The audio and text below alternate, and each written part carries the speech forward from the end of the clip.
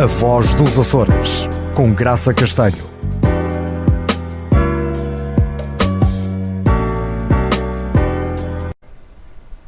Conosco no estúdio da SMTV em Ponta Delgada encontra-se a doutora Silvia Branco, licenciada em Serviço Social pela Universidade dos Açores e é a gestora da APAV Açores, instituição onde desenvolve a sua atividade profissional desde 2006, ou seja, há 13 anos. Uma vez que se trata de uma instituição de elevada relevância na vida dos açorianos e açorianas, protegendo as populações de um leque variado de crimes, aqui vamos ficar à conversa com a nossa convidada, com o objetivo de melhor conhecer esta profissional e de compreender também o seu trabalho. Bem-vinda, doutora Silvia. Muito obrigada por ter aceito o nosso convite para aqui estar conosco. Muito obrigada, doutora Graça Castanho. A APAV, em meu nome e em nome da APAV, agradeço o amável convite, que tanto honra podemos falar sobre a APAV Açores e também sobre o Gabinete de Apoio à Vítima de Ponta Delgada. O prazer é todo nosso, como deve imaginar, e também será um privilégio para os nossos telespectadores e telespectadoras pelo mundo fora ficar a conhecer esta instituição. Doutora, o nosso programa começa sempre por umas questões mais pessoais, não é? As pessoas gostam de saber o percurso pessoal, onde nasceram os nossos convidados, as nossas convidadas, e aqui deixo esta questão de resposta ao seu critério, como é que foi esse percurso até à data? Eu nasci em São Miguel, sou natural do concelho de Ponta Delgada, sou natural e onde vivo atualmente. Fiz todo o meu percurso escolar e académico também aqui na região e atualmente tenho um filho com 2 anos e meio e desenvolvo a minha atividade como técnica de apoio à vítima e também gestora do gabinete da APAV Açores. Então chegou um momento em que foi fazer a sua licenciatura para a Universidade dos Açores. Exatamente. Em que área? Eu fiz a minha licenciatura em Serviço Social, pois desde muito nova sempre tive um interesse especial pelo facto de poder ajudar, apoiar pessoas. E nunca imaginei que pudesse trabalhar com vítimas de crime. No entanto, a área de interesse e o interesse pelo facto de se poder ajudar e apoiar o outro era grande. Por isso, quando da minha decisão para ingressar no ensino superior, Serviço Social foi sem dúvida uma das primeiras opções. Esse espírito de missão começa ainda junto da sua família ou desenvolve-se um bocadinho mais tarde já como aluna da universidade ou pré-universitária? Ainda junto da minha família, porque nós somos muito altruístas e eu recordo-me de uma situação que talvez despertou em mim, devia ter aproximadamente uns 10 anos, quando assisti a uma situação, foi um raspanete de uma mãe para com um filho. E eu fui falar com a minha mãe e considerei que não era a forma mais correta de se falar, de se repreender, e então senti logo naquele momento que poderia fazer algo mais contra comportamentos que eu considerava, não só eu, como é óbvio a nível legal, que fossem menos corretos. Mas chegou a ir falar com essa mãe? Eu falei com a minha mãe para falar com a outra mãe. Então conheciam-se. E a mãe fez isso? Achei muito interessante esta minha preocupação, este excesso de zelo atendente também à idade que tinha na altura, e esta de certa forma, este é o trampolim para que eu, na altura, começasse a sentir este interesse pelo facto de se poder ajudar, na altura, considerando eu, aquilo que seria, naquela situação, o elo mais fraco. Então a Silvia ficou no curso que escolheu como primeira opção e nunca questionou porque sentiu-se em casa? Perfeitamente. Foi um curso foi desejado, sem dúvida alguma. Também tinha outras áreas de interesse e a área de Direito é uma delas. No entanto, quando ingressei em Serviço Social, sem dúvida alguma que identifiquei-me logo com todo o curso.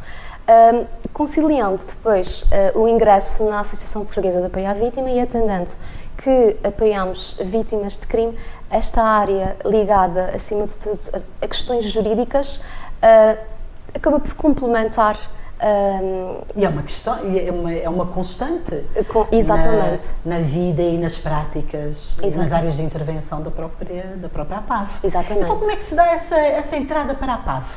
Terminou o seu curso em 2006. Exato. E ao que parece, o seu primeiro contato foi com a APAV e manteve-se durante esses anos todos na casa-mãe, na casa que a recebeu, mal terminou a sua licenciatura. Exatamente.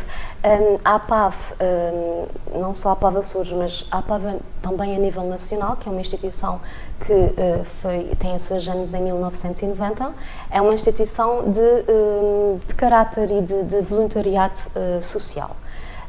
E eu sabia que a APAV acolhia voluntários e com a minha veia solidária, altruísta, eu decidi fazer voluntariado na Associação Portuguesa de Apoio à Vítima. Era a minha intenção também fazer um estágio profissional para poder adquirir novos conhecimentos e aplicar os conhecimentos que adquiri no decorrer da minha formação académica, mas sem dúvida alguma adquirir novos conhecimentos. E foi o que aconteceu na APAV. Faz um voluntariado e qual foi o próximo passo dentro da instituição? Exatamente, o próximo passo foi ter manifestado na altura junto da minha colega, a doutora Ilana Costa, que gostava de fazer um estágio profissional. E tendo em conta que estava a gostar da experiência como voluntária na APAV, se havia esta possibilidade. E então fiquei a fazer lá o estágio, sempre certa de que após o término do mesmo terminava. E eu poderia continuar como voluntária, atendendo à experiência positiva que tinha tido na qualidade de voluntária e de estagiária. Depois, após este término de estágio, fui convidada para continuar a colaborar com a APAV.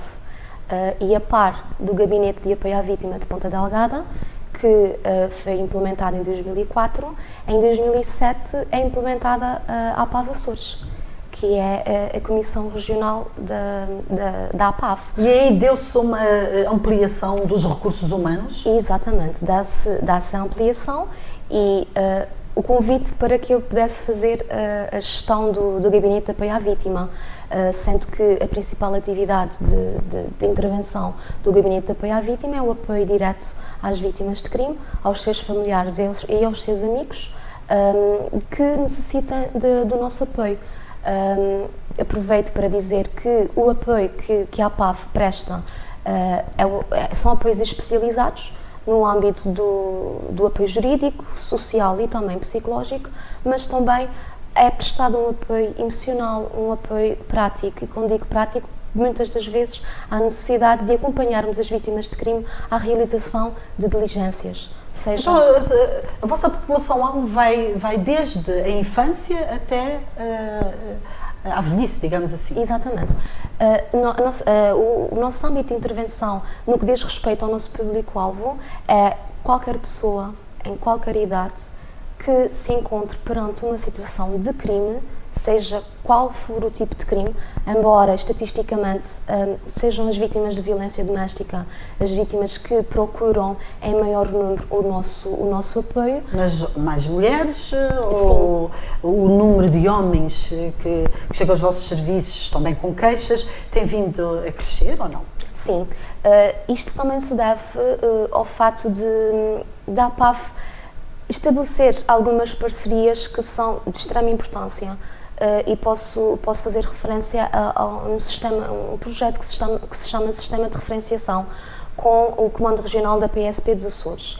E este protocolo permitiu mais vítimas de outros tipos de crime recorrerem aos nossos serviços, porque há ainda a ideia de que a APAV apoia apenas vítimas de violência doméstica e dentro deste crime apenas as mulheres. Não, nós apoiamos também vítimas de violência doméstica, as mulheres, os homens, as crianças, as pessoas idosas. As pessoas idosas também já engrossam este corpo de queixosos e de queixosas? Infelizmente sim.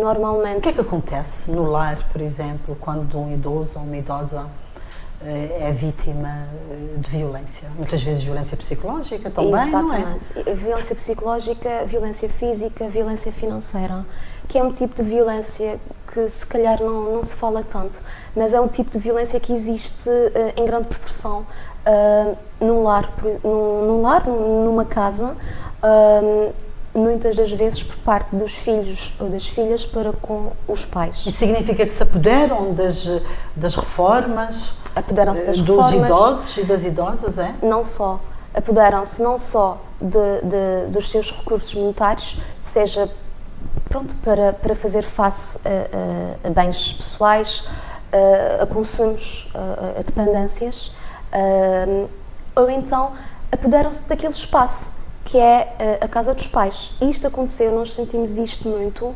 quando alguma população ficou sem capacidade financeira para pagar os seus empréstimos ao banco. Por causa da crise que arrebentou em 2012 e que de alguma forma ainda se mantém junto de muitas famílias. Exatamente, mas com uma maior expressão, sem dúvida alguma, em 2012. E nesta altura, por força das circunstâncias, houve algumas famílias que tiveram que se desfazer dos seus bens pessoais, das suas casas, não conseguiam pagar o empréstimo ao banco e foram viver com os avós?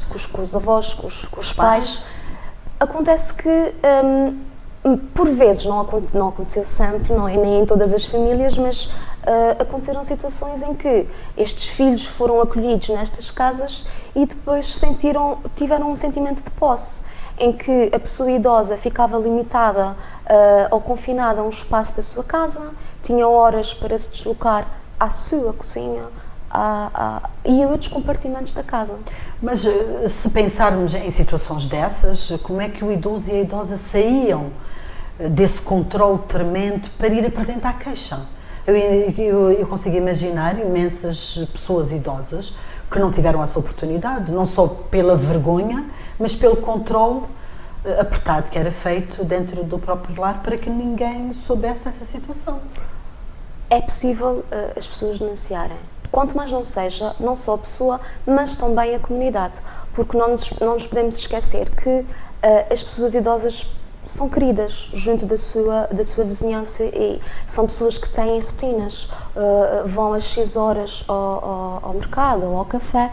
E muitas das vezes tivemos chamadas de pessoas que deixaram de avistar ou de conviver com pessoas X e surge... Mas é uma chamada de atenção muito importante. Sem dúvida alguma. Porque isso exige o cuidado e a atenção de uma comunidade inteira para proteger os nossos idosos, as nossas idosas que possam estar numa situação difícil. E felizmente nós temos estes exemplos. Quando a vítima, pelos seus próprios meios, não conseguia fazer um pedido de ajuda, sendo um crime público, o crime de violência doméstica, é um crime que qualquer pessoa pode denunciar, qualquer pessoa pode fazer esta chamada de atenção, como dizia muito bem. Por isso é que nós apelamos a este alerta, para que as pessoas sejam cidadãos ativos, quanto mais não seja para fazerem-nos chegar, olha, nesta casa eu costumava haver X pessoa, deixei de haver, quebraram-se aqui algumas rotinas, até pode não constituir nenhuma situação de crime. Mas há que investigar? Exatamente. Há que acautelar? Exatamente. A PAV intervém noutras áreas, certamente. A Sílvia já referiu aqui algumas, mas em que outras áreas ou tipos de crime? Exato. Afinal, o que é isso da totalidade das atividades desenvolvidas pela APAV? Açores, neste caso. Exatamente. A nossa principal missão é apoiar qualquer cidadão que seja vítima de crime, seus familiares e amigos, de forma especializada, qualificada, de forma anónima e de forma confidencial. Ou seja, qualquer pessoa que procure a nossa ajuda, o nosso apoio, pode ter a certeza de que os processos são confidenciais e tudo aquilo que toda a informação que é remetida para nós, só tem conhecimento as entidades tidas por convenientes para o decorrer do processo. Mas para além da violência, que já foi referida aqui, e aí temos vários tipos de violência. Exatamente. Que outras áreas é que nós trabalhamos? É que exploram? Exatamente. Para além do apoio a vítimas de crime, há algo muito importante que a APAV Açores faz, que é trabalhar no âmbito da prevenção e da sensibilização. é através de pessoas informadas que tenham conhecimento daqueles que são os seus direitos e da forma como os podem exercer, é que nós conseguimos alertar e sensibilizar e, se calhar, prevenir situações de crime. Nós temos agora um exemplo de um projeto que nós implementamos no âmbito de situações de bullying, em que nós fazemos a intervenção e a prevenção junto de uma camada mais jovem, porque interessa-nos não só atuar junto de situações de crime, mas acima de tudo prevenir essas situações e eventualmente alertar esta comunidade para a existência de indícios de que possam estar a passar por uma situação de crime ou de alguém que possa estar a passar por esta situação. O bullying iniciou-se e começou a ser falado relativamente às escolas. Exato. E às relações interpares. Hoje em dia, continua restrito às escolas ou já se espalhou para espaços, por exemplo, do meio laboral, de outro tipo de relação entre os seres humanos e em comunidade? Conforme a sociedade vai evoluindo, os crimes também e as situações que são apresentadas também evoluem. E aquilo que quero dizer é que o bullying restringe-se, acima de tudo, a comportamentos agressivos, sejam eles físicos ou psicológicos, reiterados por grupo de pares. Normalmente, quando falamos de situações de violência entre colegas ou violência entre entidade patronal e colaborador, falamos de um outro fenómeno que é o fenómeno do mobbing. Não são raras as situações que chegam até nós, só que quando começamos a articular com a vítima quais as diligências necessárias a fazer, muitas das vezes as vítimas têm receio de represálias e acabamos por não conseguir muitas das vezes cessar este tipo de comportamento, nem tão pouco encaminhá-lo para um processo de crime. As mulheres ainda chegam ao vosso espaço pedindo ajuda porque são discriminadas pela negativa, obviamente, no mercado de trabalho? Não é tão comum. O que nós sentimos mais é que as mulheres sentem-se discriminadas ou abusadas, de acima alguma de forma. tudo, quando têm que fazer valer os seus direitos como mães. Não são raras as vezes que quem tem filhos, por exemplo, normalmente quando estas crianças adoecem, por norma é a mãe quem fica com a criança em casa. E aquilo que acontece posteriormente é que estas pessoas são discriminadas no local de trabalho pelo facto de serem mulheres, não é? Pelo facto de serem mães e acabarem por ter que se ausentar com mais alguma frequência. Por vezes é possível partilhar esta tarefa com o pai da criança, mas nem sempre é possível. E é nestas circunstâncias que nós sentimos mais algum apelo de ajuda. Nos últimos anos, a APAF tem vindo a abrir portas para novos tipos de crime. Que novas tipologias é que têm surgido e que têm merecido da vossa parte esse olhar atento? Nós sempre demos enfoque a tudo e qualquer tipo de crime. E é por este motivo que, quando falamos da APAF, falamos daquilo que é um apoio muito abrangente. Por isso, não são raras as vezes em que são encaminhadas vítimas de furto, de assalto, de crimes patrimoniais, de crimes através do cibercrime, crimes que são cometidos através da internet, porque avançam. Agora, nós temos novas formas de violência e novas formas de poder exercer esta violência à distância de um clique. E por isso, conforme também evoluem estas formas de violência, nós também, à PAF, adaptamos-nos e adaptamos o nosso apoio a estas necessidades. Por isso... Temos o stalking também? Exatamente.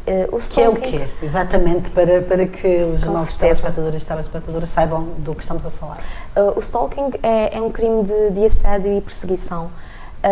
Posso dizer neste momento que é crime, desde 2015, desde setembro de 2015. Até então não era crime? Não. Um indivíduo quer de género feminino ou masculino, podia perseguir outra pessoa, Exatamente. fazer a vida dessa pessoa no inferno e não havia não enquadramento constitui legal, moldura legal para considerar isso um crime. Não. E porquê que hoje em dia se passou a considerar isso um crime? Quais são as sequelas que uma atitude dessas poderá criar junto da vítima e das suas famílias? Acima de tudo a nível psicológico, porque, por exemplo, foi muito mediático um cantor que foi vítima de stalking a nível nacional por parte de uma fã. Ou seja, num primeiro momento, o facto da pessoa encontrar X indivíduo à porta do seu local de trabalho de forma reiterada, a pessoa eventualmente pode estar a intimidar a vítima com a sua presença. E ninguém tem o direito de incomodar ninguém. Exatamente. Essa aqui é a verdade. Mas qualquer pessoa pode estar na via pública. Ou seja, havia sempre a necessidade de conciliar outros tipos de crime em conjugação com este fator, que era o fator de perseguição. Normalmente, crimes de ameaça, crimes de injúrias, porque depois a tendência era para escalar a nível de comportamento, ou seja, num primeiro momento a pessoa impunha-se com a sua presença, eventualmente oferecia flores, e pronto, para aquela pessoa que estava a estabelecer a ligação. Exatamente, e para todos os devidos efeitos enviar flores para alguém. Mas depois vêm as exigências, exatamente, vêm os comportamentos mais agressivos. Exatamente, porque há um objetivo por parte desta pessoa para com a vítima, ou seja, há todo um objetivo a atingir com estes comportamentos de perseguição e que não deixa também de ser uma forma de assédio. E quando a pessoa entra no campo das ofertas, quer depois um retorno emocional. E é que está o perigo da prenda e da oferta, normalmente, não é? Exatamente, normalmente. E quando não há esta correspondência a nível emocional, normalmente os comportamentos tendem a escalar a nível de gravidade e já encontramos situações de ameaça, de injúrias, porque a pessoa acaba por não corresponder à expectativa do alegado agressor, neste caso. Isso é gravíssimo, realmente. O impacto a nível psicológico é muito grande. Mas por este motivo é que a APAV também disponibiliza de forma gratuita este apoio psicológico, para que é importante que uma vítima, a nível emocional, a nível psicológico, esteja bem, esteja forte para conseguir dar início a um processo de crime que por si só tem uma carga negativa, não é? Só de pensarmos que temos que ir a tribunal, vamos estar na presença de um senhor procurador, de um senhor juiz, pessoas que muitas das vezes não tiveram qualquer tipo de contato com esta realidade. Por isso, não deixa de ser um evento extremamente traumático e que, através do apoio psicológico, é possível a pessoa sentir-se mais forte e sentir-se a nível emocional mais forte a nível emocional e conseguir enfrentar, de certa forma, e dar início a um processo de crime e prosseguir com o mesmo. A APAV, lidando com crimes e de foro jurídico, nunca age sozinha. Tem parceiros institucionais.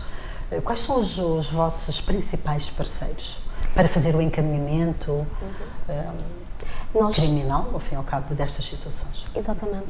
Nós temos imensas parcerias, sejam formais, sejam informais, porque é como eu costumo dizer, a APAV desenvolve o seu trabalho, tenta fazê-lo da melhor forma, mas sozinha não consegue.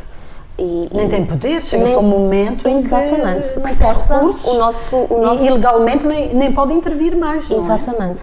Por isso, quando falamos de situações de crime, é inevitável não falarmos da Polícia de Segurança Pública, da Polícia Judiciária, dos tribunais, do Ministério Público, e as entidades que também trabalham com vítimas, sejam elas mulheres, sejam crianças, porque quando há necessidade de alongarmos o nosso âmbito de intervenção junto de um processo de crime, temos essa necessidade de contar com a parceria e com a colaboração de outras entidades.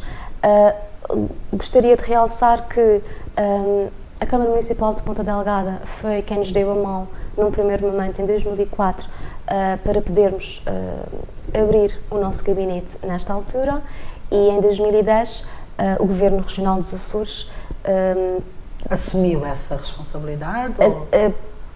Conseguiu fazer com que a APAV alargasse o seu âmbito de intervenção através da criação da APAV Açores.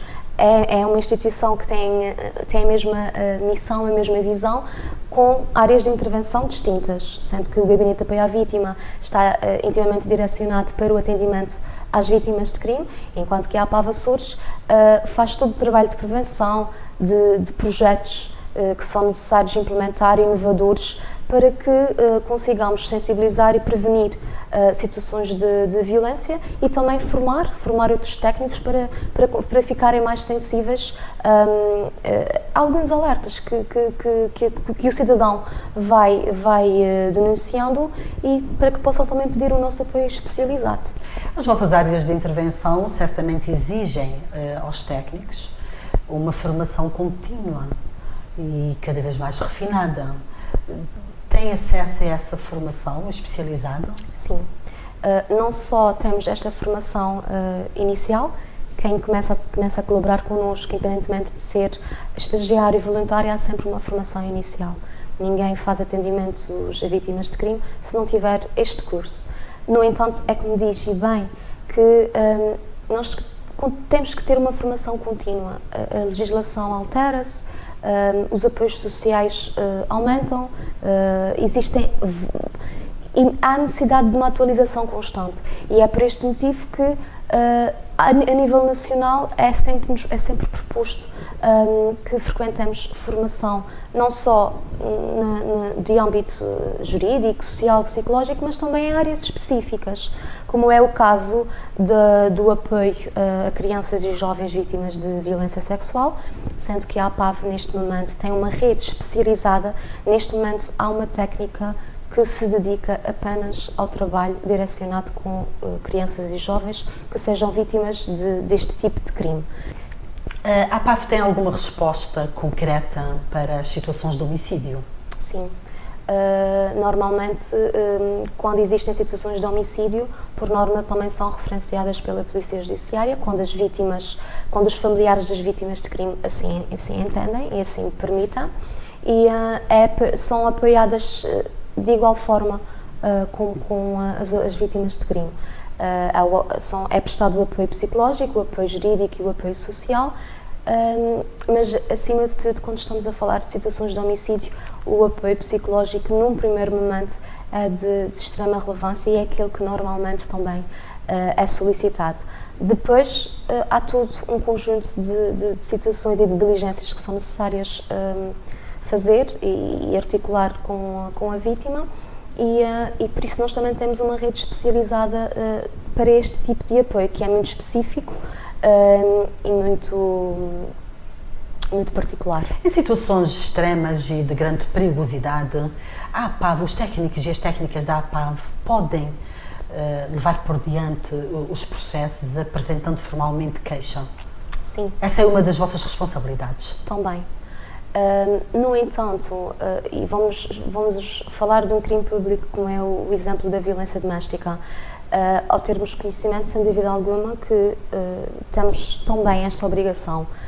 Só que tem que haver uma avaliação prévia, porque a apresentação de uma queixa pode colocar a vítima naquele momento numa situação de maior perigo.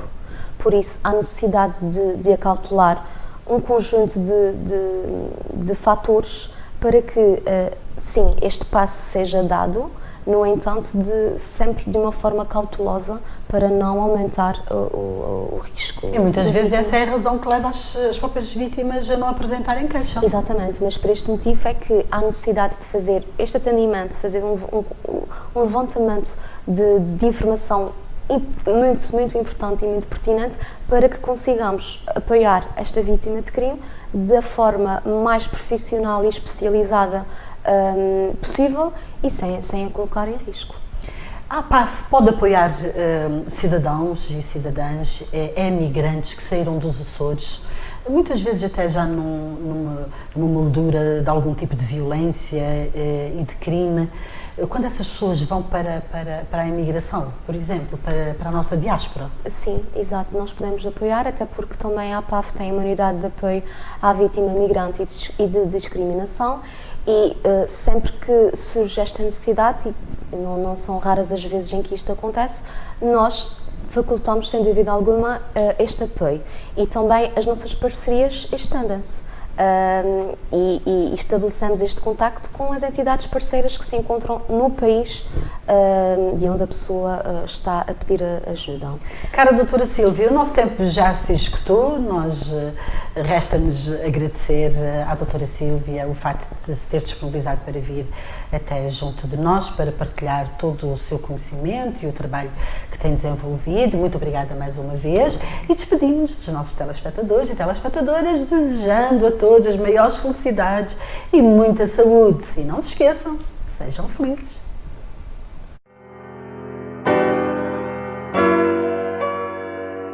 A Voz dos Açores, com Graça Castanho.